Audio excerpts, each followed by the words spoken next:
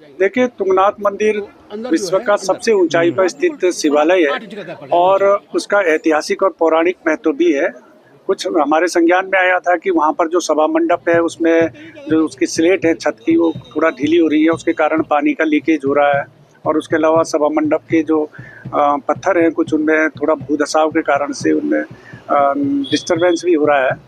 तो गत वर्ष मैंने इसके लिए जो आर्कियोलॉजिकल सर्वे ऑफ इंडिया और जियोलॉजिकल सर्वे ऑफ इंडिया इनके महानिदेशकों को पत्र लिखा था और उनको इसका अध्ययन करने के लिए कहा था। तो उनकी जो टीमें थी साइंटिस्टों के, उनके जो विशेषज्ञ थे वो वहाँ पर गए, अलग अलग टीमें उनकी गई थी और उन्होंने वहाँ पर विस्तृत रूप से अध्ययन किया। उसके पश्चात उन्होंने हमको अपनी रिपोर्ट दी है जिसमें उन्होंने कुछ सुझाव दिए हैं किस प्रकार से वहाँ पर हम कार्य कर सकते हैं। इसके अलावा इस वर्ष हमने फिर उनकी जीएसआई और एएसआई की रिपोर्ट आने के पश्चात हमने सीबीआरआई रुड़की को भी एक पत्र लिखा और उनसे भी इस संदर्भ में विस्तृत अध्ययन करने के लिए कहा था। तो सीबीआरआई रुड़की के साइंटिस्ट भी वहाँ पर गए थे और उन्होंने अध्ययन किया और उसकी रिपोर्ट भी हमको शीघ्र ही प्राप्त हो जाएगी।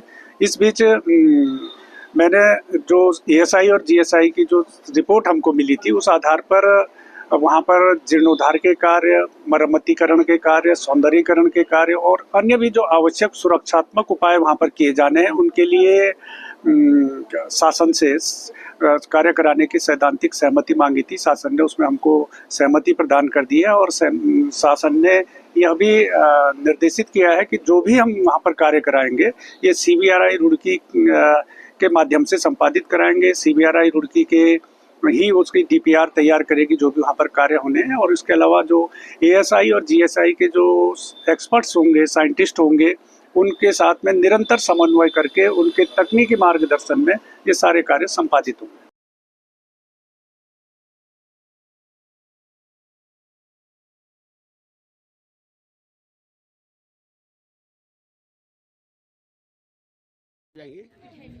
तो अंदर जो है अंदर वहाँ बिल्कुल माना 8 इंच का गैप पड़ गया नीचे।